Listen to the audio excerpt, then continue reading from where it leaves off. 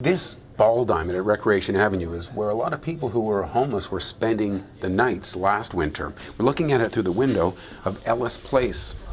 This is a supportive housing project that will be operated by the Canadian Mental Health Association.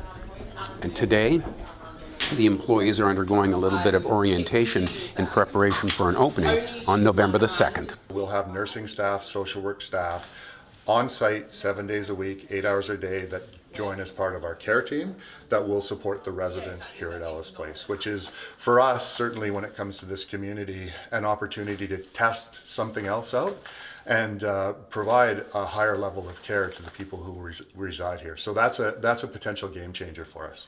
And I understand that, this is going to be a challenging facility to run. You're going to be taking people that are flat out homeless in some cases or living in shelters, and they will bring a lot of issues and problems that you're going to have to deal with. It sounds like a big task. Certainly supportive housing and providing people with a home is a challenging task. And I think, we're certainly up to the task, and the partnerships that are developed here, the work that we're doing in the community, and the process from people even being identified to live here, going through the interview process and then settling them in.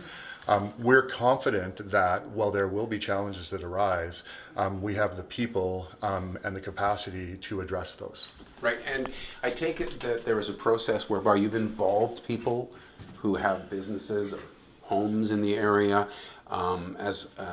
to provide some additional oversight on how it was planned and how it will be operated? Yeah, well, certainly early days when it was first announced, we actively went out into the neighborhood and talked with some of the neighbors and the business owners. And then part of running a supportive housing site also means having a community advisory committee. And so that included an invitation process for people who wanted to apply to be on it. That process is concluded. We've got 5 neighbors who were on that committee with the rest of our partners and 5 alternates. They've already been over to see Ellis Place, to hear what we're doing, see this place, and then in November, the committee will come together in earnest. Of course, we're in a pandemic, so that's going to be done virtually at this point in time, but it's really to understand what goes on inside of Ellis Place, and then it's to look at what else we can do. If there are any things that come up in the neighborhood, let's identify them, let's work together in order to address those, and let's grow as neighbors. And it's a place for people who are outside to call home, some of whom will call it home for the first time in a long time, and they'll have an opportunity to move forward and look at what life can look like again for them. Sounds to me like you feel really good about what you're doing for these people. This is an amazing project. We're giving people an opportunity to have a roof over their head, and we're doing it together with our community.